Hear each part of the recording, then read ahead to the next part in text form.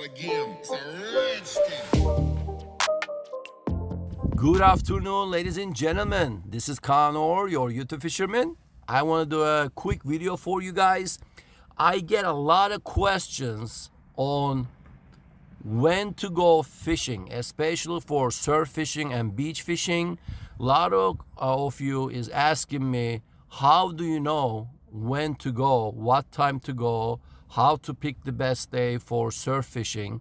And I want to share that with you. It's really, you have to do your study. That's most important. You can't just decide one morning, oh, let me go fishing. I mean, of course you can, but that's not really ideal. If you want to really maximize your day, catch a lot of fish or more fish than usual, you really need to study the conditions and where, the wind, the tide, the wind direction, the weather, temperature of the water. Everything is related. The pressure, high pressure, low pressure. The place you pick has to be high, elevated, with sandbars and structures and deep cuts and pockets. It cannot be flat like how Cocoa Beach is. So you have to really study. And I'm gonna show you real quick on my phone. That's where I'm at right now. I have a little section called fishing.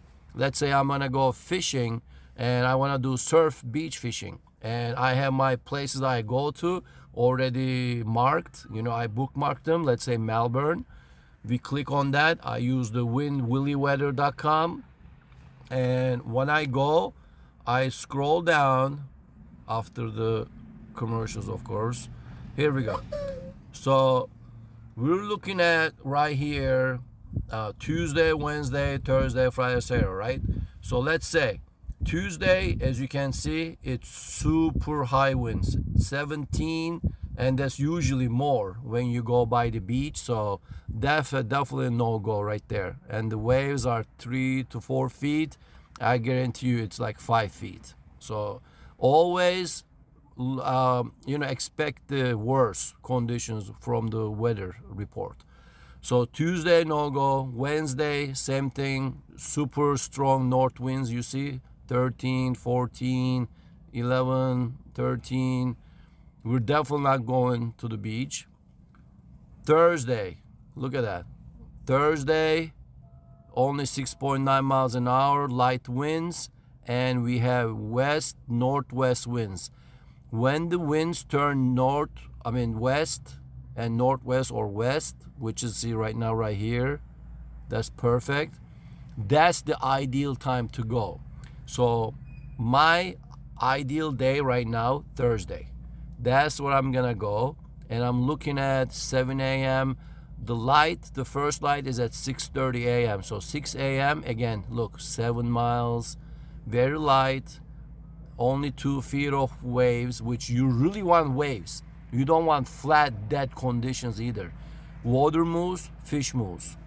So we got that date, right? The next I look at is the tides. I click on the tides on top. That is super important for me. The rule of thumb for me to successful fishing day, especially surf beach fishing, I want to be there early in the morning on an incoming tide. That's the key to catching pompano, whiting, jack, snook, redfish, bluefish, whatever bites, right?